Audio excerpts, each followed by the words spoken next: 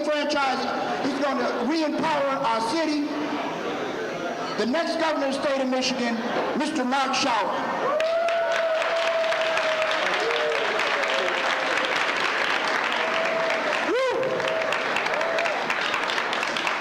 It is good to be on the east side. It's good to be back on the east side. Thank you all for coming this morning. This is, I already felt confident coming in this morning that we were going to knock out Rick Snyder. Now I feel even more confident that we are going to knock him out. I got to thank Pastor Bell. Pastor, it is a blessing to be here at Redeem Detroit. You are making it happen. Faith leaders are making it happen in Detroit, Michigan.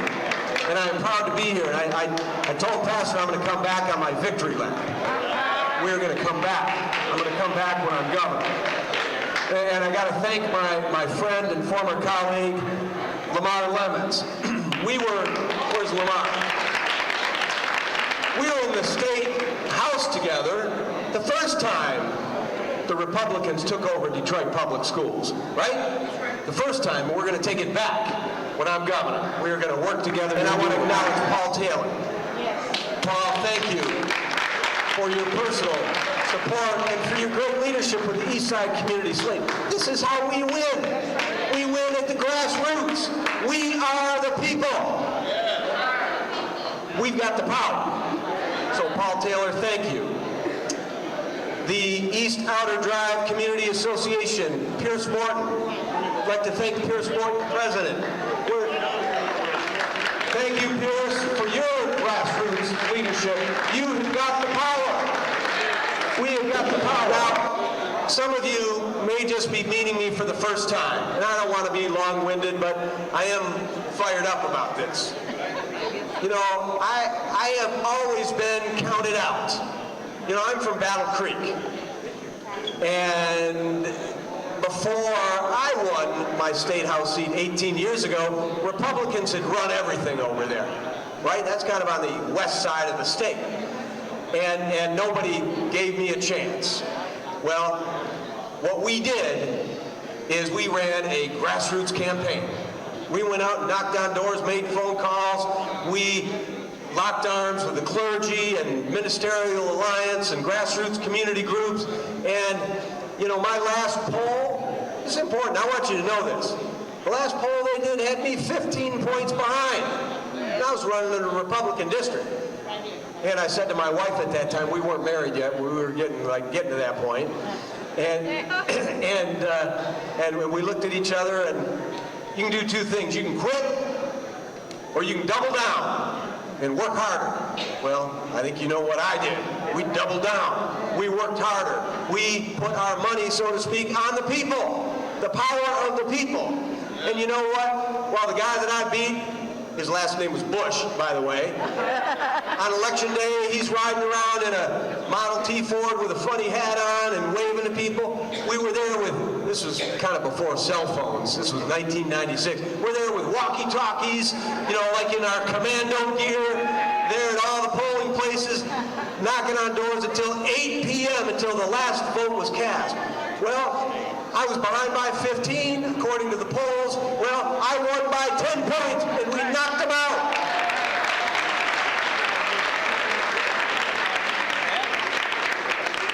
So, but, you know, I've won a lot of tough races. I've always represented Republican districts, including when I went to Congress. I joined John Conyers, one of my mentors in Congress. I was elected with President Barack Obama in 2008. By the way, I don't know if you've seen the newest TV ad. The Republicans are running against me, attacking me for voting for Obamacare, right? Well, my mother was a nurse.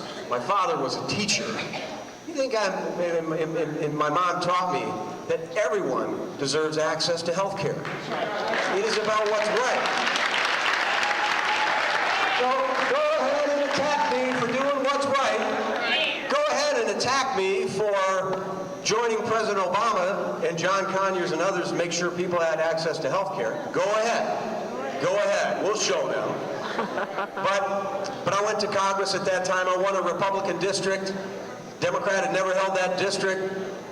I was counted out, counted down, out for the count. We came back and won in what was the most expensive congressional race in the country. And then I went to Congress to do what was right. So we know how to do this. Now the good news is, the district I'm running in, the state of Michigan, is the most Democratic district I've ever run in. We are a blue state here. President Obama won by 9 points 2 years ago, didn't even have to campaign here. The reason why is we had his back, right? We had his back. He didn't need to be here. He could be in Ohio or Florida. We had his back here in Michigan. And I'm here to tell you that Detroit will decide this race. Detroit is going to decide who will be our governor. And I think Detroit is ready to lead the change. Change is coming. Now you heard a little bit about me. My dad was a teacher, my mom was a nurse. I used to run Head Start. I am a grassroots activist. I have taken to the streets. I have knocked on doors. I ran an anti-poverty agency, providing ladders up for people. That's what I'm about. So I was mad when I saw what our current governor, the guy that called himself a tough nerd, started doing to our state. You remember this guy? I mean, I got Republicans coming up to me that said, no more. Folks who are teachers or retirees that said, I had no idea he was going to attack public education like he has. I'm voting for you. These are Republicans. I had a person come up to me yesterday and said, my mom is 85 years old. She's retired. She is so mad at him that he's taxing pensions, and she's a lifelong Republican. He says, my mom is voting for you. So this nerd he sold us a bill of goods. Nobody here fell for it. No, I'm sure nobody here voted for him. But this was false advertising. This was a bait and switch. When I'm in church, Pastor, I say, this guy's a wolf in sheep's clothing. And we are going to change it. Michigan is not going to fall for it again. I'm running because I have a different vision for our state. It is about equality. It is about opportunity. It is about fairness. It is about creating a Michigan, an economy that works for everyone. Not just for the wealthy, not just the well-connected, not just the folks at the top. That's what we stand for here. I am not going to be long, but I want to make sure you know a couple of things I'm going to do. We are going to make sure we restore democracy in Michigan. You know, Detroiters should run Detroit. In Saginaw, in Pontiac, and cities all across the state that have been taken over by emergency managers, including school districts. We need to put the people back in charge. That's what we need to do. Public education will be my #1 priority. And I underline public, and that means Detroit Public Schools. With the Education Achievement Authority, DPS has been taken over 3 times now. And when I'm governor, I'm going to kick out the Education Achievement Authority. And either you commit to our public schools, our neighborhood schools, our community schools, or you don't. And I will. And I do. Because, look, when the people wrote our Constitution, we guaranteed a quality, free public education for every child. Not sending our tax dollars to all these for-profit companies that see our kids with dollars in their forehead. That's not what it's about. It is about educating all of God's children. That is our obligation. It is what's right, and that's what we will do. Now, we got to start investing in our communities. I can't wait as governor to be a partner with the city council, with the mayor, our county commissioners, members of the legislature who represent this city, to make sure that we help the community have the resources it needs for public safety, to eliminate blight, to make sure that neighborhoods are healthy, where people feel that they can live safely and want to return to. We will do that when I am governor. We are going to reverse, we're going to repeal the Snyder job-killing pension tax. That was a broken promise. Now, I'm a union member. I want to make sure you hear that. I am a card-carrying, dues-paying union member. And I'm going to come back to that. But you know, are there any other union members in the House? Or families of union members? You know what collective bargaining is. You give up pay raises to make sure you get a good retirement. That is a promise, a guarantee. You bank on it. That's what you plan for. So the nerd came in and thought it was fair to tax that pension. That was a guarantee, taking money out of the pockets and making it harder for retirees to make ends meet. He raised taxes on our families. This nerd governor, and I'm going to preach here, my grandmother taught me in Sunday school that we are our brother's keeper. Yeah, that's right. And when I was in Congress, working on the Affordable Care Act, I had Tea Party folks trying to intimidate me, and I quoted scripture, 21st chapter of Matthew. Whatever you do unto the least of these, you do unto me. And what this governor has done is immoral. He has raised taxes on poor people, on the least of these. That is wrong. So we're going to reverse all these tax increases on folks who are living month to month, paycheck to paycheck, retirement check to retirement check, make sure they have money in their pockets to support themselves, and put that into local businesses and hire local workers. That's what we're going to do. You know, and I'm coming over to Commissioner Martha G. Scott, and what we're going to do is stop insurance redlining in Detroit, too. I am going to use my bully pulpit. I am going to appoint an insurance commissioner that rides herd over these insurance companies that are ripping off people. We're going to work with the legislature to change the law. We're going to do everything we need to do to make sure we reverse that. Let's just call it what it is. It is a tax on the people of the city of Detroit, and we are going to reverse it. It's hurting people, and it's hurting the city of Detroit. We're going to fix, we got a lot of rebuilding to do, and I'm going to wrap up. We got a lot of rebuilding to do. A lot of rebuilding to do. Whether it's removing blight, whether it's fixing our roads. This governor has completely failed. All these potholes should have, call them Snyder holes. We're going to fix our underground infrastructure.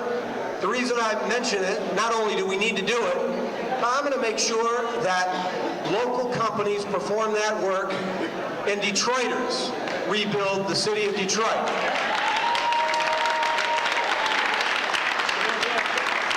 And you know what I'm going to do? And I mentioned I'm a union member, right?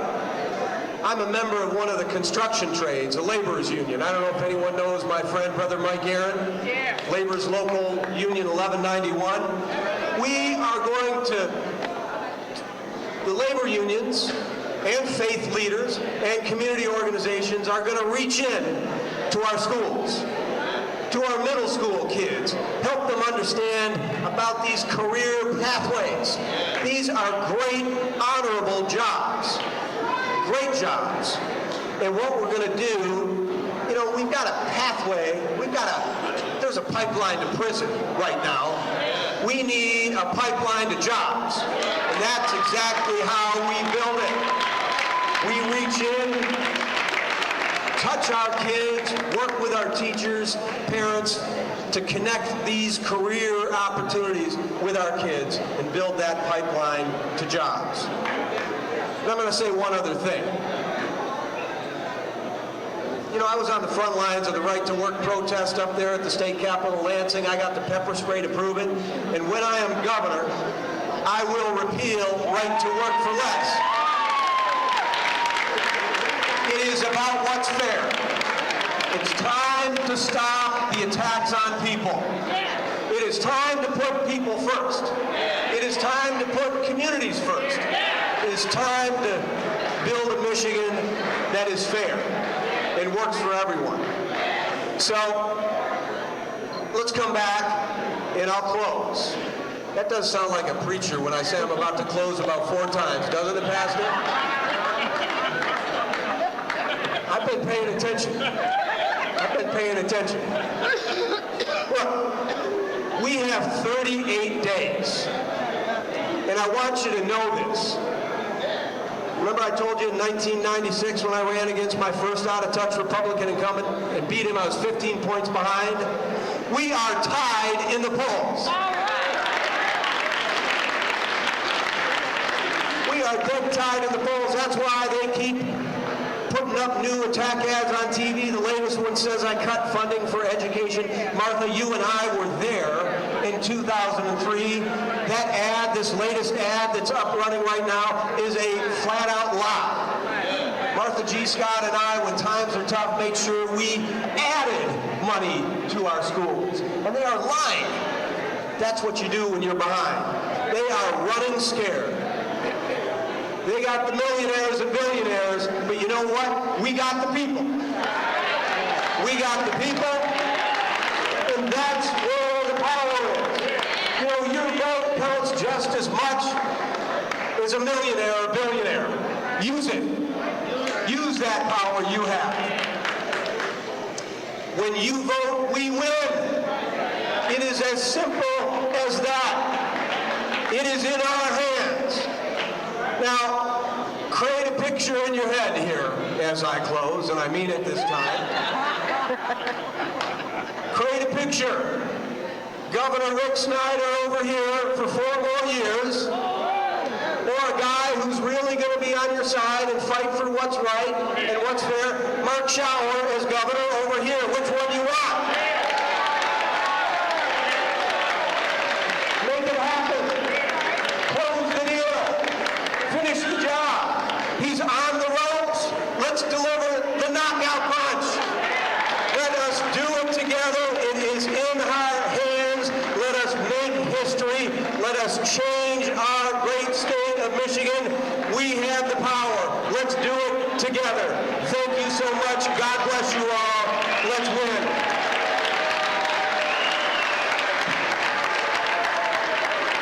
Everybody stand up. Schauer, Schauer, Schauer, Schauer.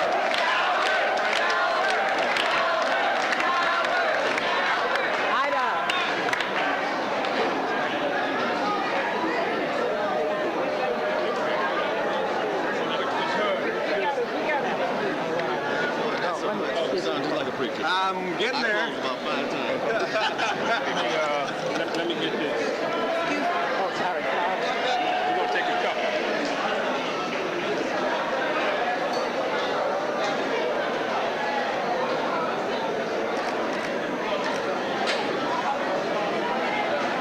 Everyone look here.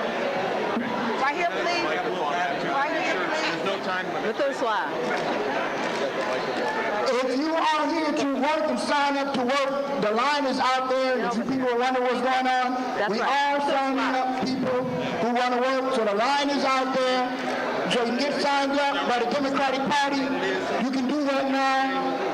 If you're here to work, and not just here for the breakfast, if you're here to go out and work and earn money, the line is already out there. You can go ahead and start. Those people who are signing up to work. Periodic statewide conference call. They plug it in there next October. Good to see you again. Please give me your information today, okay? Your email. Okay, Ron Mitchell is here, as well as Mr. David Braxton, who are circulating their running for judge. All right. That's a beautiful name. How old are you? Okay. If you're what license number is? Okay. Your parents. PSR 89